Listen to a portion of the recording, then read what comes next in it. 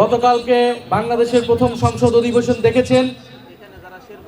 আমরা সংসদকে সম্মান জানিয়ে ইলেকশন ইঞ্জিনিয়ারিং এর অনেক অভিযোগ এবং সমালোচনা থাকা সত্ত্বেও আমরা সংসদে গিয়েছি কারণ জনগণ আমাদেরকে এত কারচুপির পরে আমাদের কয়েকজন সদস্যকে নির্বাচিত করেছে, বিরোধী দলের 11 দলের সংসদ সদস্যদেরকে নির্বাচিত করেছে সংস্কার কার্যক্রমকে বাস্তবায়ন করার জন্য, উচ্চকক্ষকে বাস্তবায়ন করার জন্য, সংবিধান সংস্কার করার জন্য।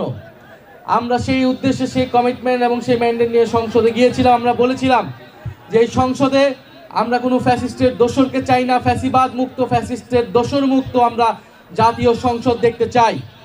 কিন্তু গতকালকে আমরা দুঃখজনকভাবে খুব ভালোভাবে শুরু হলেও আমরা খুব আন্তরিকতার সাথে পার্টিসিপেট করলেও দেখা গেল যে ফ্যাসিবাদের দোসর রাষ্ট্রপতিকে বক্তব্য দিতে দেওয়া হলো। এটি করে জুলাইয়ের আকাঙ্ক্ষার ভিত্তিতে যে সংসদ, সেই সংসদের সাথে এক ধরনের প্রতারণাই করা হলো।